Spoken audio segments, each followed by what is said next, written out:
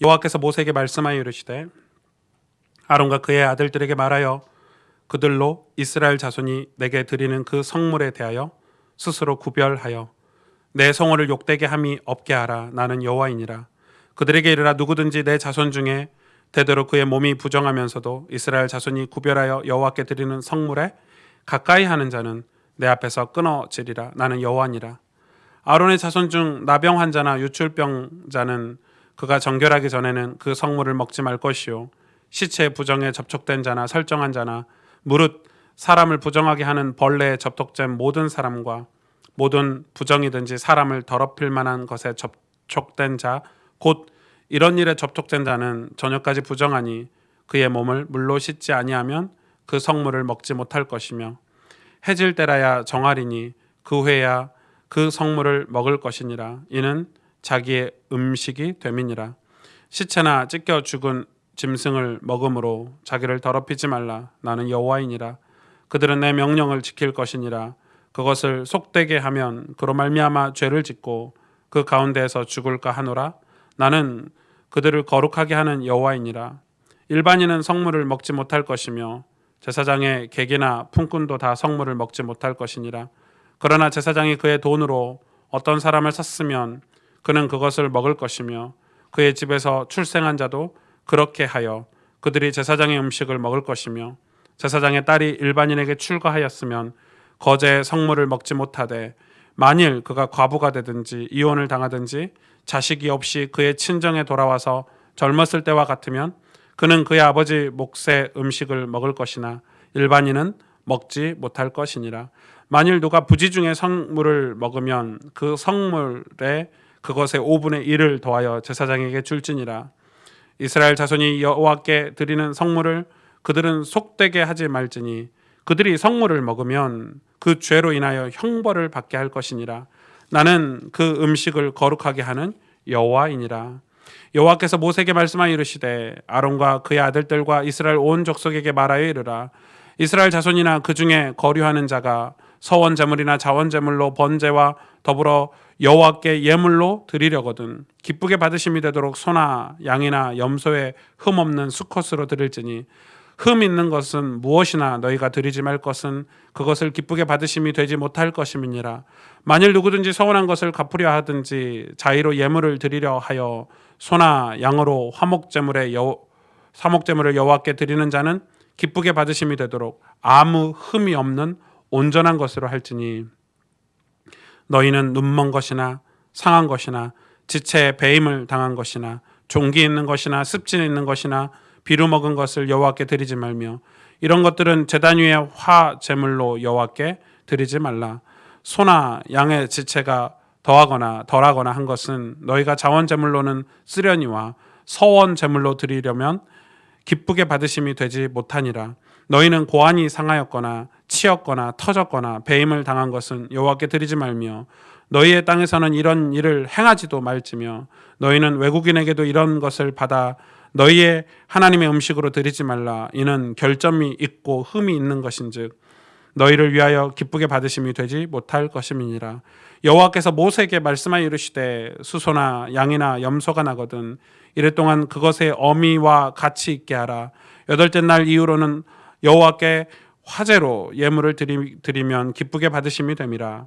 암소나 암양을 막론하고 어미와 새끼를 같은 날에 잡지 말지니라. 너희가 여호와께 감사제물을 드리려거든 너희가 기쁘게 받으심이 되도록 드릴지며 그 제물은 그날에 먹고 이튿날까지 두지 말라. 나는 여호와이니라. 너희는 내 계명을 지키며 행하라. 나는 여호와이니라. 너희는 내 성호를 속되게 하지 말라. 나는 이스라엘 자손 중에서 거룩하게 함을 받을 것이니라. 나는 너희를 거룩하게 하는 여호와요 너희의 하나님이 되려고 너희를 애굽 땅에서 인도하여 낸 자니 나는 여호와이니라. 아멘.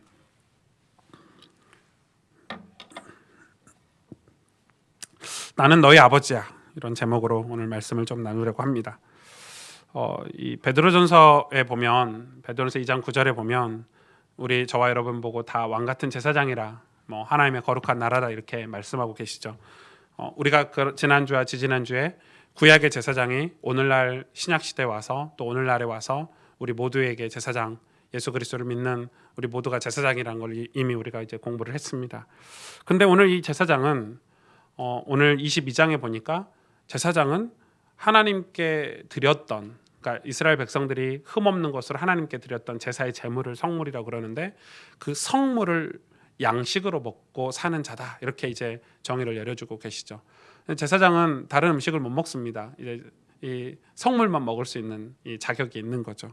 근데 이 구약의 제사장은 이 신약의 예수 그리스도를 구주로 믿는 모든 성도가 저와 여러분이라면, 그럼 성도는 하나님께 드렸던 양식을 먹고 사는 자다라고 하나님께서 지금 말씀하시는 거잖아요. 적용을 해보자면 이를 어기면 뭐라고 얘기하냐면 내 백성에서 끊어지리라, 또 쉽게 말하면 형벌을 받으리라, 이렇게까지 얘기했어요. 끊어지는 정도가 아니라 형벌을 받게 된다. 하나님께서는 저와 여러분에게 오늘 이 말씀을 우리에게 주시는데, 이 말씀의 배경에 계속해서 우리 말끝마다 하나님이 하시는 말씀이 나는 너의 여호와야, 난 너의 하나님이야, 난 너희를 거룩하게 하는 하나님이야, 이렇게 말씀하고 계시죠. 나는 너의 아버지야, 이렇게 말씀하시는 거거든요. 이렇게 말씀하시는데 이것의 의미가 무엇이냐면 하나님께서 제사장을 세울 때, 다시 말해서 오늘날 저와 여러분을 구원하실 때, 아까 오늘 백지점이 기도했던 것처럼 우리가 하나님을 사랑해서 구원받은 게 아니고 전적으로 하나님 우리를 사랑해서 우리가 구원을 받았잖아요. 당신의 피값으로, 십자가에서 흘리신 그 피값으로 우리를 죄에서, 저주에서, 지옥에서 우리를 사셨죠. 그 말은 무슨 말이죠? 저와 여러분의 소유권이 그 전에는 운명, 사주, 팔자 혹은 사단, 마귀, 세상의 권세자들에게 우리의 소유권이 있었다면, 지금은 이제 그리스도의 보혈의 피값으로 저와 여러분을 사셨기 때문에 우리의 소유권이 아버지 하나님께 있다는 거죠. 소유권이 아버지께 있다는 거예요. 그러니까 하나님의 백성, 다시 말해서 제사장 된 저와 여러분의 인생이, 우리 인생의 소유권이 아버지께 있다는 거예요. 하나님은 말씀하시는 거예요. 이 지금 제사장들에게 너는 내 말만 들어야 돼. 조금 극단적으로 얘기하면 내 명령에만 순종하고 순복해야 돼. 이렇게 지금 말씀하시는 장면이에요. 자, 이게 왜 오늘 이 설교를 시작하고 이 본문을 해석할 때 중요한 배경이 되는지. 구원의 확신은 사실은 하나님이 우리를 향한 당신의 소유권을 주장하실 때 그거에 대한 확신이죠. 아, 난 하나님 거구나. 이게 구원의 확신이에요. 여러분, 잘못된 그릇된 신앙관들은 내가 구원받았고 이제 내가 내 마음대로 살아도 돼가 아니라 하나님께 내 인생의 소유권이 있다는 거에 대한 고백, 그 확신이 곧 구원의 확신이죠. 그 구원의 확신이 우리 기본으로 우리가 가지고 있는 신앙 고백이, 나는 하나님 거구나. 나는 하나님의 백성이구나. 나는 하나님의 당신의 자녀이구나. 하나님 우리를 축복하셔서 우리를 자녀 삼아 주셨다고 하나님 편에서 완곡한 표현을 쓰셨지만 사실 우리는 하나님 거죠. 종이죠. 우리 입장에서는 하나님이 종이고 하나님께 구속받았죠. 구속이란 단어가 좋은 단어가 아니에요. 우리 뭐 검찰에 구속됐다, 경찰에 구속됐다 이건데 성경에 구속이란 단어를 쓰잖아요. 우리 하나님께 구속된 거예요. 하나님께 속한 거예요. 그게 구원의 확신이에요. 그 확신이 있다면, 여러분, 그 구원의 확신이 있다면 그 다음 신앙의 기본이 무엇인가를 레위기가 계속 가르쳐주고 있는 거예요. 그 다음 신앙의 기본이 성실, 열심, 최선이라는 거예요. 자, 하나님 아버지에 대한 열심, 하나님 아버지에 대한 성실, 하나님 아버지에 대한 최선. 왜? 우리는 하나님께 속했기 때문에. 하나님이 우리를 사셔서 당신의 것이기 때문에 우리는 당연히 하나님께 대한 성실, 하나님께 대한 열심, 하나님께 대한 최선이 우리에겐 필요한 거죠. 아무리 비싼 악기가 있어도요, 뭐 수억짜리 악기들이 있잖아요. 저는 뭐 이렇게 첼로 이거 뭐 비행기 탔더니 저는 이제 이코노미 이런 데 가서 앉아 있잖아요. 이렇게 지나가잖아요. 비싼 비행기 좌석을 이렇게 지나가는데 어떤 한 학생이, 어린 여자 학생이 그 비싼 비즈니스석에 혼자 앉아 있는 게 아니고 그 옆에 이 첼로 가방을 이렇게 벨트로 매가지고 옆에 두고, 그 말은 좌석을 2개를 샀다는 거죠. 좀 이해가 안 가더라고요. 무슨 악기를 화물로 보내지, 그것도 비즈니스석에서 그 비싼 뭐 수백만 원, 수천만 원 하는 좌석을 사서 이렇게 한가 했더니, 나중에 이제 그 이야기를 제가 이 전문인, 그 악기 다루는 전문인에게 얘기했더니 목사님 몰라서 그런데 목사님 몸값보다 비싸요, 그런 식으로. 그 첼로가 뭐 2억, 3억 이렇게 한다고 하더라고요. 아, 그렇구나. 그 기스도 나면 안 되는 거야. 그러니까 그 비행기를 사람처럼 사가지고 이렇게 가더라고요. 그래서 여러분, 아무리 비싼 악기를 저에게 주면 제가 그걸 연주를 못하는데 무슨 소용이 있겠어요. 저는 그게 저한테는 10만 원짜리도 못하는 거거든요. 첼로 2억 3억짜리 줘도 아무 소용이 없어요. 아무 쓸모가 없는 거죠. 아무리 비싼 악기가 있어도 연주자가 성실하지 못하고 연습을 게을리하고 최선을 다해서 연주하지 않으면 악기는 빛나지가 않아요. 빛날 수가 없어요. 하나님께서 최고의 신분, 최고의 어떤 축복을 우리에게 주셨는데 하나님의 백성들이 최선을 다해서 살지 않으면 우리의 삶은 빛날 수가 없어요. 그리스도인으로서, 제사장으로서 우리의 삶은 빛날 수가 없는 거예요. 너무 중요하죠. 예수님께서 이 베드로에게, 제자들에게 바다에 그물을 던져라, 그러면 물고기를 잡을 것이다, 이렇게 말씀하셨죠. 왜냐하면 그 전에는 한 마리도 못 잡았기 때문에. 그럼 어떻게 해요? 보통은 한 마리도 못 잡았다는 그 전의 상황을 고려해서 예수님이 아무리 말씀하셨어도 이 그물을 던지면 한 마리도 못 잡는다는 거의 포기 상태, 완전히 그냥 포기 상태에 있었던 제자들이 예수님이 던지라고 해서 그걸 던져볼까? 이게 아니라 이 던지면 어떻게 되죠? 잡게 돼요. 물고기를 잡았어요. 그러면은 안 던지면 어떻게 돼요? 아무리 그 말씀에 대해서 해석을 하고 신학적인 해석을 하고 그 말씀에 대해서 뜻이 무엇인지 계획이 무엇인지 논쟁을 아무 쓸모가 없는 거예요. 그 말씀을 듣고 그물을 던지면 어떻게 돼요? 잡는 거예요. 그 그물을 던지는 게 바로 성실이고 열심이고 최선인 거예요. 여러분, 우리가 그동안 신앙생활을 되게 관념적으로 너무 많이 했기 때문에 잃어버린 것들이 너무나도 많아요. 구원의 확신이 있다면 그 다음 신앙의 아주 기본과 기초는 성실, 열심, 최선이에요. 우리가 아버지 거기 때문에 아버지에 대한 열심이고 아버지에 대한 최선이고 아버지에 대한 성실이에요. 지금 현대 시대 교회는 온갖 신학 지식이 난무하고 온갖 전략들이 난무해요. 그래서 그리스도인들이 뭘 놓쳤냐면 아버지에 대한 신앙을 놓쳤어요. 하나님 아버지에 대한 신앙. 구원은 하나님의 선택이죠. 하나님의 전적인 선택이요. 내가 너를 선택하는 거예요. 우리가 어떤 해석을 할 필요가 없을 만큼 구원은 전적인 하나님의 선택이에요. 그러나 믿음은 내 것이에요. 하나님께서 주시는 믿음이지만 그걸 내 믿음으로 만드는 것은, 내 것으로 만드는 것은 내 선택이에요. 하나님 우리에게 자유의지를 주셨어요. 그것 때문에. 상처가 많다고 믿음의 열심을 가지지 못하면 그것도 자기 것이에요. 인간관계 때문에 믿음의 최선을 다하지 못하면 그것도 자기 믿음이에요. 제사장은 하나님께 드렸던 성물을 먹고 사는 자예요. 제사장은 반드시 그래야 된대요. 그 이유가 무엇일까요, 여러분? 오늘 이 말씀의 배경 가지고 오늘 한 절 한 절 살펴보려고 하는데, 오늘 이 말씀 22장은 총 4단락으로 나눌 수가 있죠. 첫 번째가 뭐냐면 1절에서 9절이에요. 일시적인 몸의 부정으로 성물을 먹을 수 없는 경우. 제사장은 반드시 성물을 먹고 살아야 되는데 성물을 못 먹는 경우에 대해서 갑자기 기록해 놓으셨어요. 성물이 중요해요. 성물 자체가 굉장히 중요한데 그거는 뒤에 나와 있어요. 22장 하반절에 성물의 중요성, 이스라엘 백성이 제물을 어떤 제물을 드려야 되느냐는 뒤에 나와 있고, 먼저 22장이 먼저 다루는 것은 좀 의아하게 성물에 대해서 해석하지 않고 성물을 먹을 수 있는 제사장에 대해서 설명을 해놨어요. 근데 이 성물을, 제사장은 반드시 성물을 먹어야 되는데, 그런데 너희가 이럴 때는, 일시적인 부정의 때는 성물을 먹을 수가 없어. 하루 동안 해가 지기 전까지 성물을 먹으면 안 돼 라고 설명한 거예요. 레위기에서 제 성물에 대한 것보다 성물을 먹는 제사장의 삶을 먼저 다룬 거죠. 제사장의 자세를 먼저 다룬 거죠. 하나님께 드려진 성물을 제사장이 먹을 수 있는데 아무렇게나 먹을 수는 없다는 거예요. 여러분, 우리가 하나님의 축복, 하나님의 말씀을 먹어야 되는데 그게 중요하잖아요. 그런데 아무렇게나 먹으면 안 된다는 거예요. 나병 환자는 못 먹게 돼 있어요. 유출병자도 못 먹었어요. 시체의 부정에 접촉된 자도 먹어서도 안 됐어요. 사람을 부정하게 하는, 심지어 벌레를 만져도 접촉되어도 먹지는 못했어요.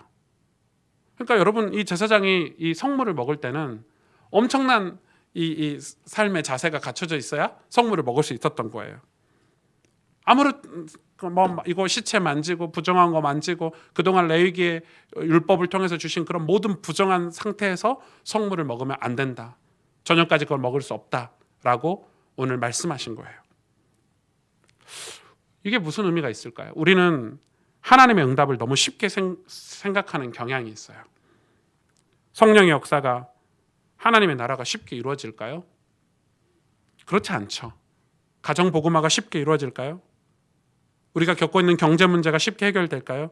내 삶에 있는, 내 몸에 있는 어떤 불신앙과 죄악들을 떨쳐내는 게 쉬울까요? 아니죠. 저희 그 매형께서 여기 앉아 계시는데 낚시 전문가시거든요. 낚시를 너무 좋아하세요. 덕분에 저도 좋은 고기도 먹고 이렇게 낚시에 대해서 이렇게 하는데, 이 낚시를 한번 따라가 봤는데 이 낚싯대 이렇게 만들어가고 던지면 낚시가 되는가요? 절대 안 잡혀요. 얼마나 많은 준비를 하는지 몰라요. 물고기를 한 마리 낚기 위해서 얼마나 많은 과정이 있는지 몰라요. 그걸 성실하게 최선을 다해서 열심히 준비해야 물고기를 낚을 수 있어요. 그냥 막 가서 잡는다고 잡히는 게 아니에요. 이 물의 수심이나 온도나 이런 것까지 다 체크하고 가요. 그걸 꼼꼼하게 준비를 다 해요. 여러분, 교회사를 봐도 그렇죠. 루터의 종교개혁, 우리는 1517년 루터가 95개조 방법문을 붙여가지고 종교개혁이 그냥 갑작스럽게 일어났다고 생각하지만, 우리 목사님들은 다 알 거예요. 신학을 공부하신 목사님들은. 우리가 루터의 종교개혁, 그 시대 종교개혁 이전 100년 역사를 굉장히 중요하게 공부를 해요. 신학교에서.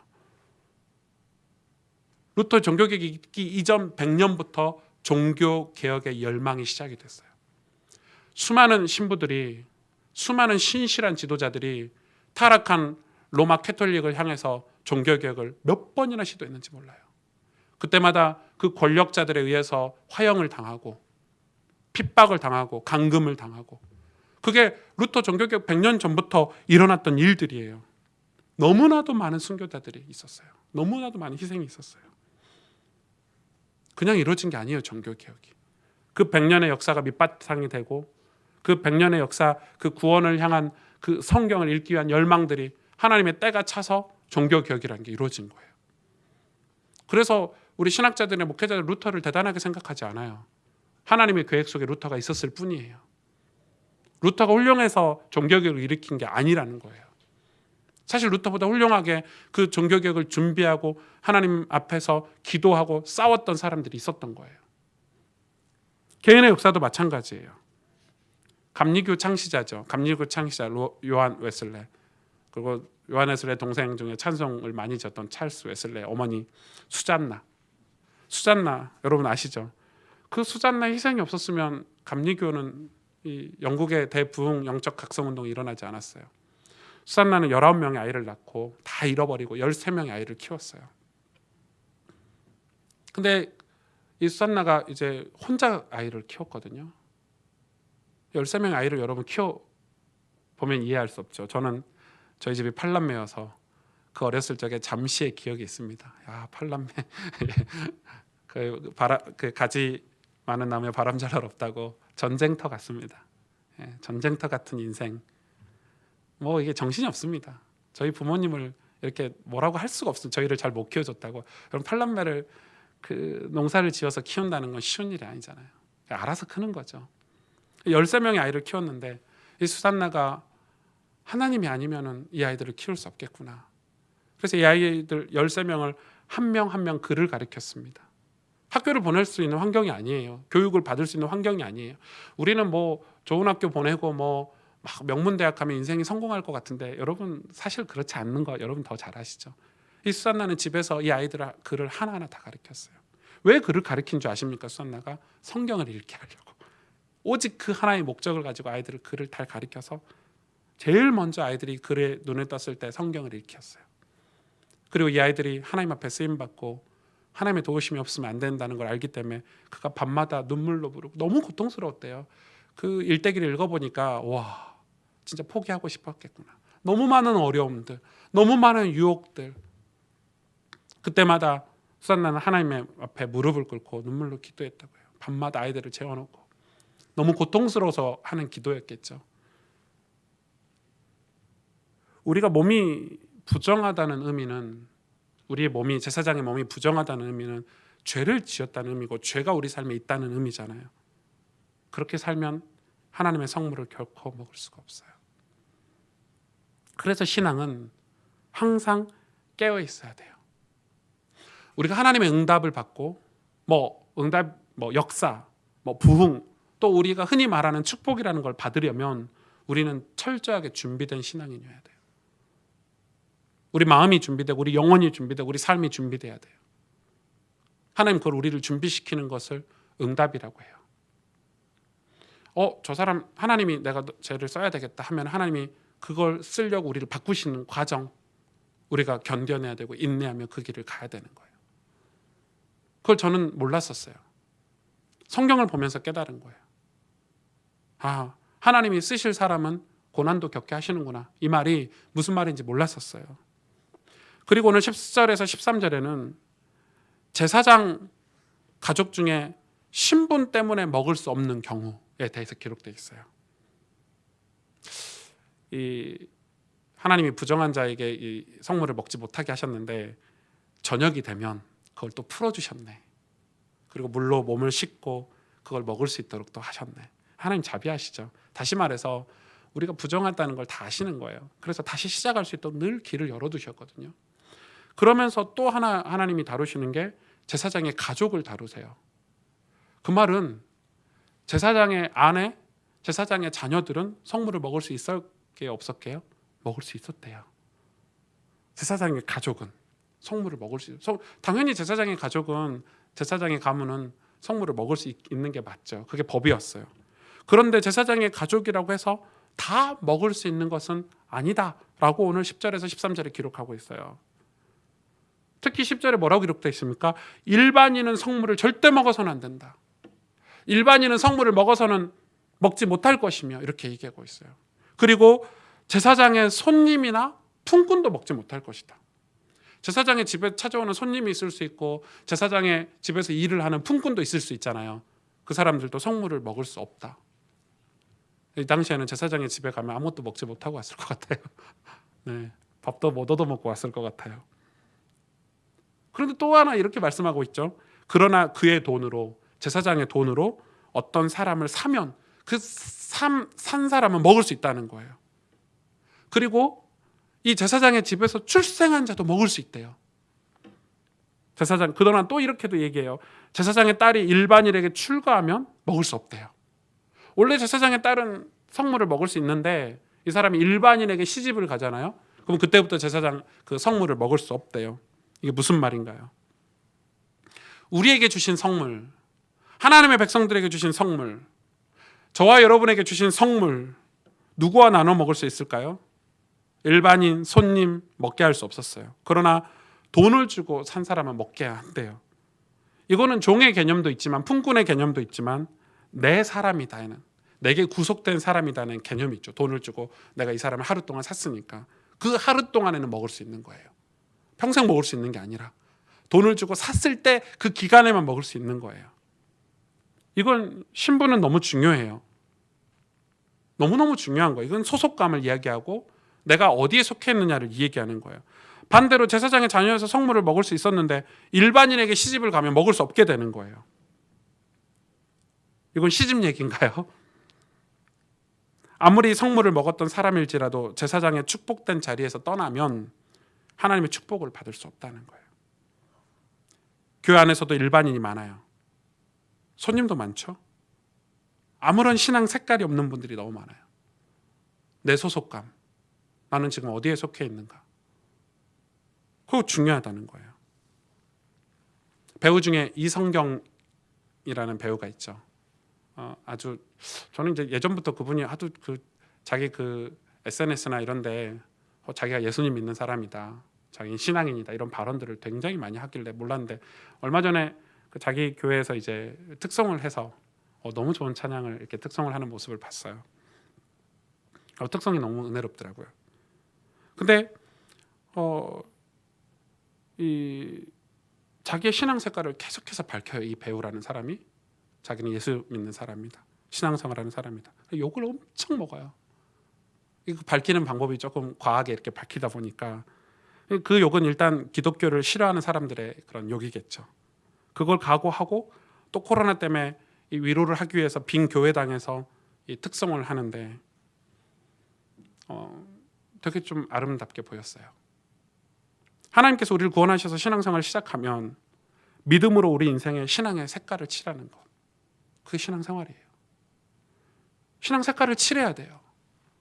그런데 교회를 다니는데 신앙 색깔이 없어요. 내가 일반인인지 객인지 내가 제사장인지 아무런 색깔이 없어요. 신앙생활 하는데 아무 색깔이 없다니까요. 신앙은 뭐냐면 내 인생에 색깔을 칠하는 거예요. 내가 믿음의 사람이라는 색깔을 칠하는 것이고 기도의 사람이라는 색깔을 칠하는 것이고 우리 인생의 신앙 색깔이 어디까지 여러분 칠해 있습니까? 이건 굉장히 중요해요. 나중에 아예 칠해진 색깔을 지우고 일반인에게 시집가 버린 사람들도 많아요. 다 떠나버린 거지. 아예 이제 뭐 제사장 성물을 먹는 사람이 이제는 일반인에게 시집가 가지고 먹지 못하는 경우도 있는 거예요. 색깔이 아예 사라져 버린 거죠. 우리의 정체성 다 사라져 버린 거죠. 그리고 14절에서 마지막까지 16절까지는 부지중에 성물을 먹었을 경우의 조치에 대해서 기록되어 있어요. 부지중은 아시죠? 실수로 먹었다는 거예요. 알지 못하고 먹었다는 거예요. 이게 성물이라는 걸 이 고의로 먹은 게 아니라 모르고 먹을 수도 있다는 거예요.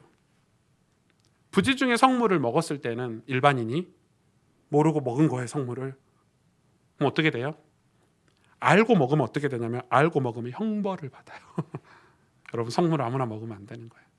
그러나 부지중에 먹으면 하나님이 그 성물의 5분의 1을 더해서 제사장에게 주라고 법을 정해 놓으셨어요. 5분의 1이 무슨 의미가 있는지는 저는 잘 모르겠어요. 뭐 여러 가지 해석들이 난무한데 뭐 그 큰 의미는 없는 것 같고 5분의 1? 네, 잘 모르겠어요. 10분의 1, 5분의 1, 뭐 100분의 1 그런 건 모르겠고 이 수학자들이 계시면 한번 이 레이기의 숫자 공부를 한번 해보시면 재밌을 것 같은데 5분의 1을 더해서 주라고 말씀하셨어요. 실수로 성물을 먹었으니까 그 정도인 거예요. 그러나 고의로 먹으면 그마저도 없어요. 고의로 먹으면 이 성물은 하나님의 것이기 때문에 하나님 것을 거룩한 것을 일반인이 부정한 상태에서 먹었기 때문에 반드시 형벌이 있어요. 자, 왜 성물이 거룩할까요, 여러분? 왜 성물은 이제 이 17절, 25절을 살펴보겠지만 이 성물을 우리가 하나님께 드릴 제물을 흠없는 것으로 드리라고 구약에 계속해서 얘기하고 올까요? 이 제물이 뭘 상징하죠? 뭘 예표하죠? 바로 예수 그리스도를 상징하고 예표해요. 흠이 있으면 안 되는 거예요.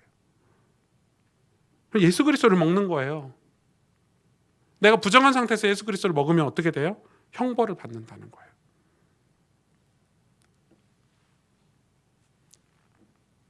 신앙생활을 하면서 예수님을 욕되게 하는 사람들을 되게 많이 봤어요. 그게 고의든 고의가 아니든. 고의가 아니면 어떻게 해야 되죠? 회개해야 돼요. 5분의 1을 더해서 더 열심히 해야 된다는 거예요. 신앙생활을. 그러나 고의로 예수님을 욕되게 하면 어떻게 되죠? 그마저도 기회가 없어요. 고의로 예수님을 욕되게 하면 그건 형벌이에요. 교회를 함부로 비난하고 성경을 우습게 여기고 이유를 막론하고 하나님은 형벌을 주신대요. 예수님을 믿는 것도 장난스럽게 믿는 사람들을 많이 봤어요. 내가 한번 믿어줄게.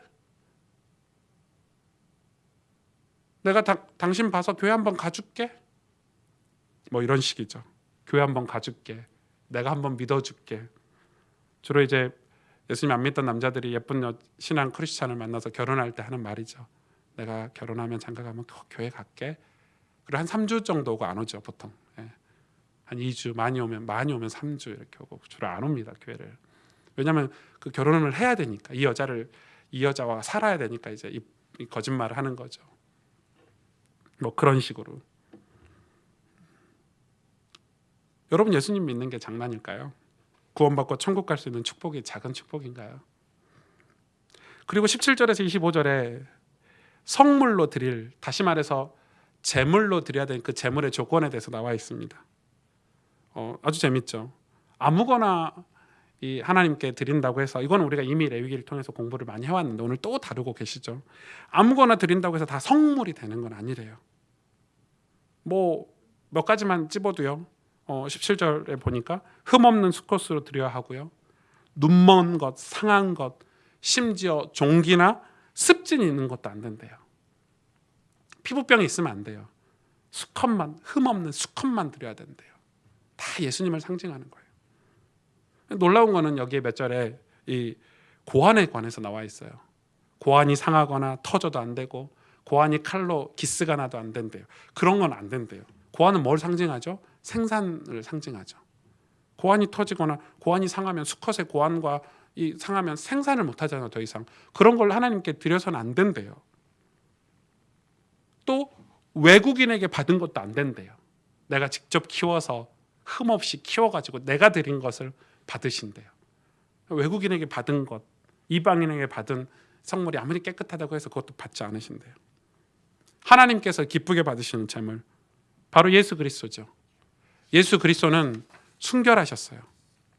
그 말은 우리가 그 제물에 대한 신앙이 그래야 된다는 거예요. 예수님을 믿는 믿음으로 우리는 하나님 앞에 갈 수 있어요. 여러분 우리가 천국에 가면 우리가 아예 없어요. 오승준한 사람 아예 없어요. 누가 보이죠? 하나님께는 예수 그리스도만 보여야 돼요. 그래야 천국에 입성할 수 있어요. 우리는 천국에 갈 자격이 없어요. 완전 타락한 죄인이에요. 여러분 혹시 내가 한 60년, 70년, 80년 살면서 내가 그래도 교회도 열심히 섬기고 잘 살았으니까 이런 마음이 있으십니까? 그래서 천국 갈 거란 내 공로가 1이라도 있으십니까? 오히려 그것 때문에 천국에 못 가실 수 있어요. 신앙은 완전 예수 그리스도, 완전 예수여야 돼요. 갈수록 장로가 되고 권사가 되고 목사가 되고 리더가 될수록 완전 내가 사라지는 거예요. 그래서 예수님이 그랬죠. 십자가를 지고 나를 따라오라고 그랬어요. 하나님이 보실 때 오승주가 한 10% 보이고 예수님이 90% 보이면 저는 아직 그런 상태가 아닌 거예요. 완전 예수님. 여러분 우리는 하나님께 갈 수가 없어요. 내가 곧 길이요 진리요 생명이니 나로 말미암지 않고는 아버지께로 올 자가 없느니라. 예수 그리스도가 아니면 하나님께 우리가 나아갈 수가 없어요. 그 믿음에 대해서 오늘 말씀하시는 거예요. 예수님에 대한 신앙이 흠이 있으면 안 된다는 거예요. 고환이 터져서 아무 생산력이 없다면 그건 신앙이 죽은 거예요. 예수님을 모시고 있는데 아무 생산력이 없어. 그건 죽은 신앙이라는 거예요.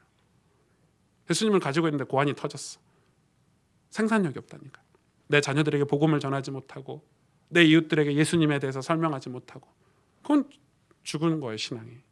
신앙이 만약에 변질되어 피부가 병이 걸렸다, 병이 들었다, 하나님 기쁘게 여기지 않는데요. 예수님은 사라지고 하나님 앞에 내 열심, 내 욕심, 내 이기심이 드러난다면 그것은 하나님이 받지 않으신다는 거예요. 바리새인처럼. 바리새인은 얼마나 열심히 하나님께 제물을 드리고 신앙생활을 했습니까? 하나님 받지 않으셨죠. 오히려 기분 나빠하셨죠. 화했을진저 바리새인들아. 아니 우리가 볼 때는 하루에 3번씩 기도하고 10의 1조 드리고 얼마나 열심히 했어요. 근데 화했을진저. 우리가 하나님 앞에 섰을 때 내 안에 예수 그리스도가 깨끗하게 드려지는 것 너무 중요하죠. 오늘 그걸 다루시는 거예요. 제사장, 오늘날의 성도, 하나님께서 핏값을 주고 사신 성도는 모두 다 제사장이에요. 여러분이 가정의 제사장이고 이 땅의 제사장 노릇을 해야 돼요. 그런 성도가 먹어야 할 성물, 다시 말해서 영의 양식이 뭐예요? 예수 그리스도예요. 우리 예수 그리스도를 먹어야 돼요. 지금 무슨 말 하십니까? 예수 그리스도를 어떻게 먹습니까? 우리 한빈이 엄마한테, 저희 와이프한테 예수님이 우리 함께 하시지, 우리 마음에 함께 하시지 했더니 한빈이가 소리치셨잖아요. 아니 예수님 천국에 가셨잖아, 뻥치지 마 이러면서 벌써 이제 신앙에 그런 대화가 오고 가는. 그래서 저희 집사람이, 와이프가 당황해가지고 저한테 전화 왔더라고요. 어떻게 해야 되냐면서. 뭘 어떻게 해, 지나면 깨닫고 하겠지, 기도해야지 이렇게 하고 말하는데, 예수님 우리가 먹는다는 표현이 무슨 표현일까? 우리 대장 안에, 제가 요즘 그 건강에 관심이 좀 많아요. 저희 대장이라는 곳이 있잖아요.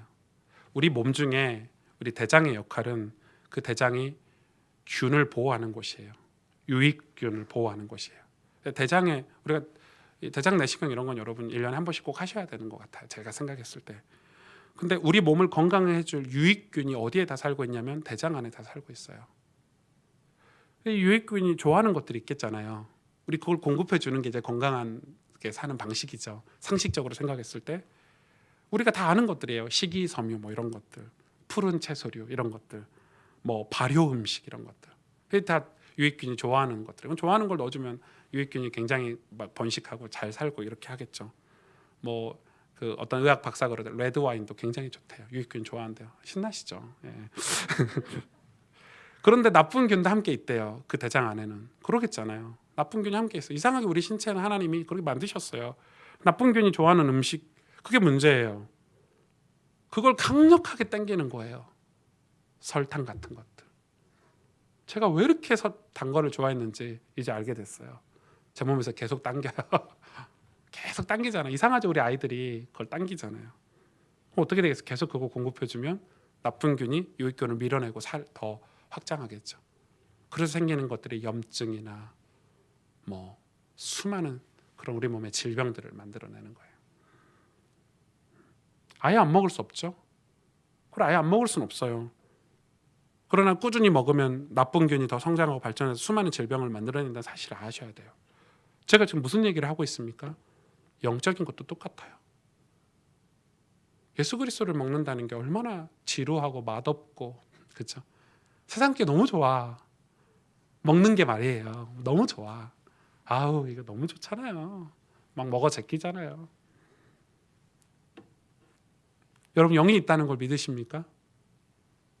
영적인 세계가 있다는 걸 믿으십니까?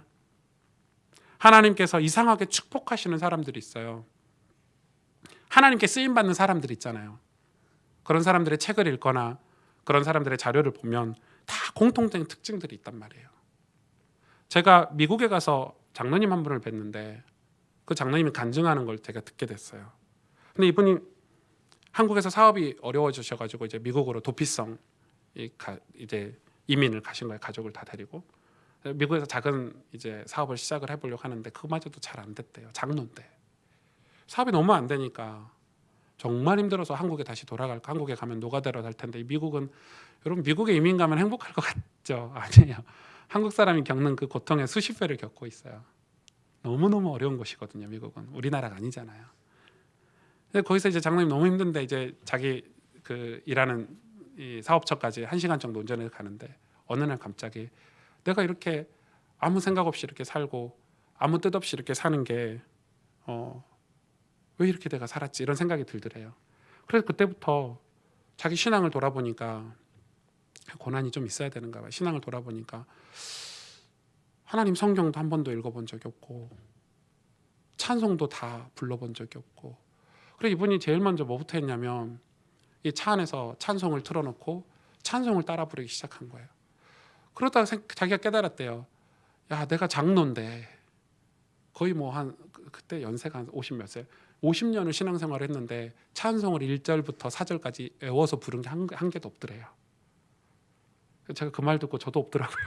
4절까지 다 부른 게 없어. 외워서 부른 게 없어. 다 보고 부르니까 외울 필요가 없잖아요. 근데 자기가 그래서 그날 자기는 이 차 안에서 월요일은 이 찬송 몇 장, 화요일은 몇 장 이런 식으로 이 1시간 동안 따라 부르고 또 회사에서 틈만 나면 찬송가를 열어서 가사를 확인해서 외우고, 그 간증할 때 자기가 한 40 몇 편을 찬송을 4절까지 외워서 부를 수 있게 됐다고 간증을 하시더라고요.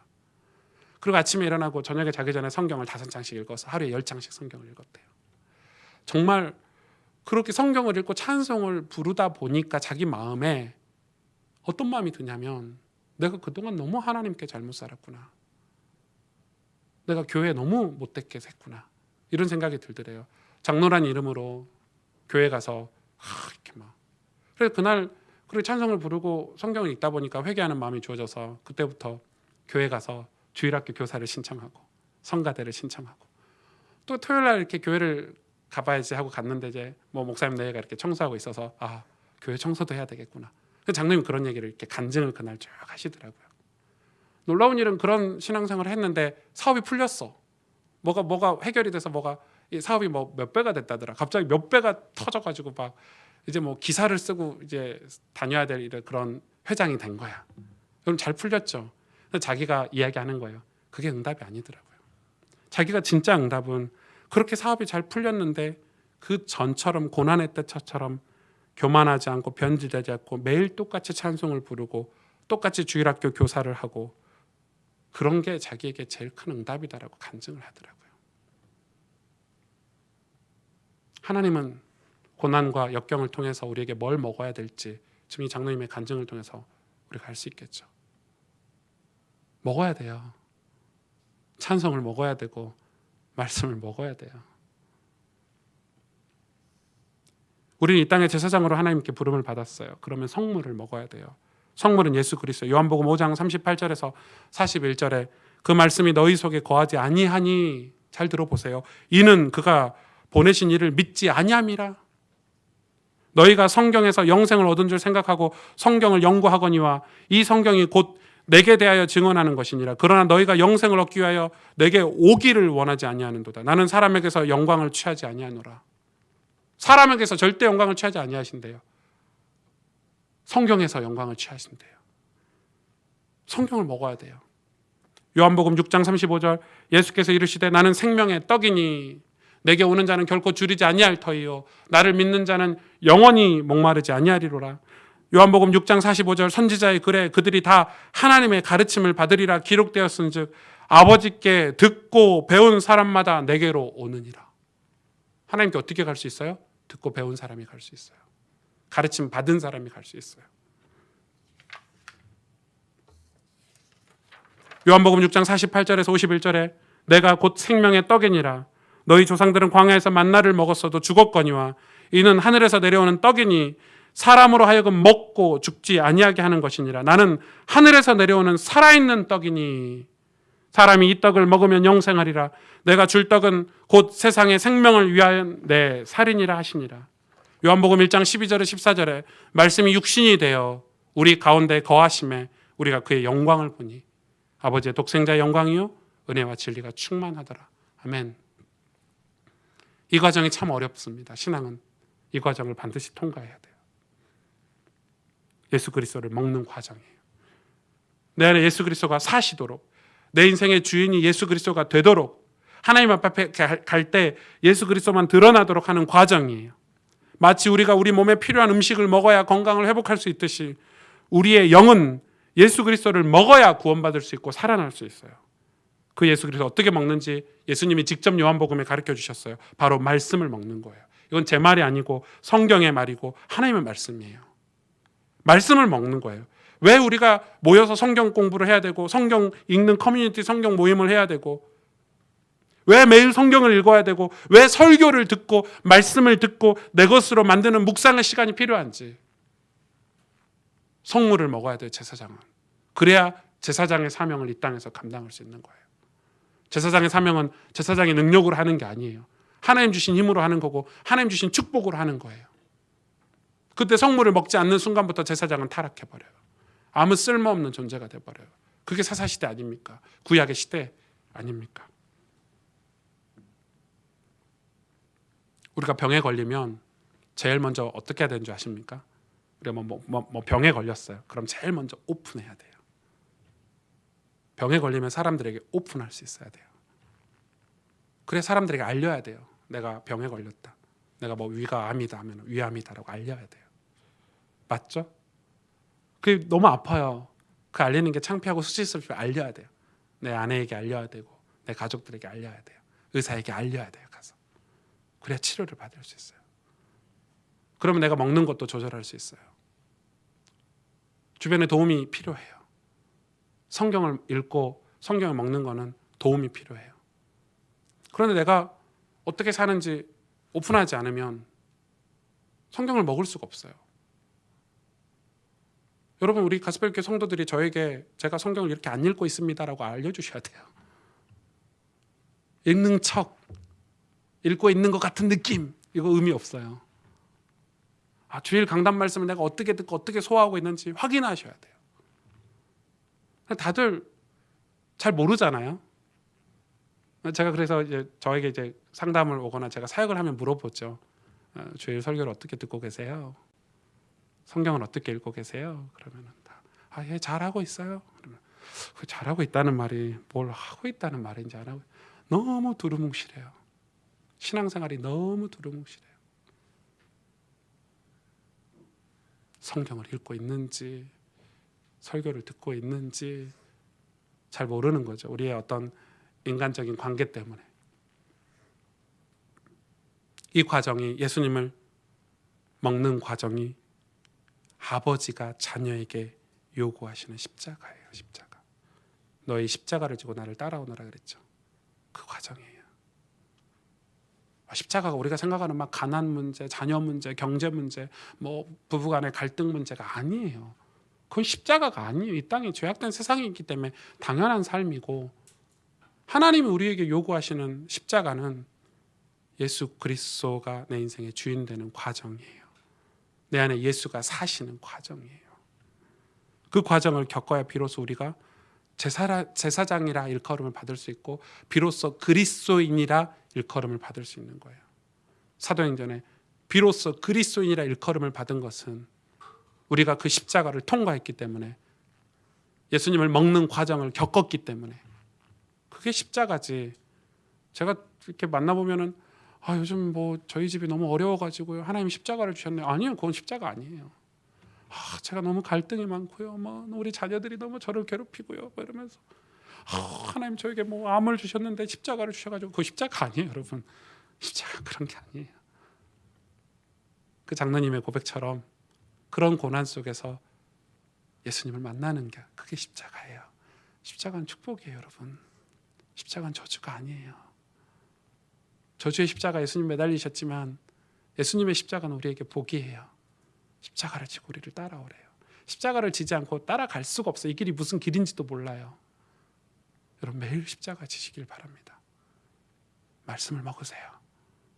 예수님을 먹으세요. 예수님을 먹기 위해서 우리 삶을 조정하세요. 우리 삶이 부정한 것을 만지고 있다면 조정하세요. 그 말은 우리가 무엇 때문에 말씀을 읽지 못하고 있다면 회개하고 돌이켜서 우리 삶을 조정하라는 말이에요. 그래서 우리가 이 땅에 신실한 주의 백성으로, 다시 말해서 신실한 제사장으로서 우리 가정과 공동체를 살릴 그런 제사장이 돼야 되겠죠. 같이 기도하십시다.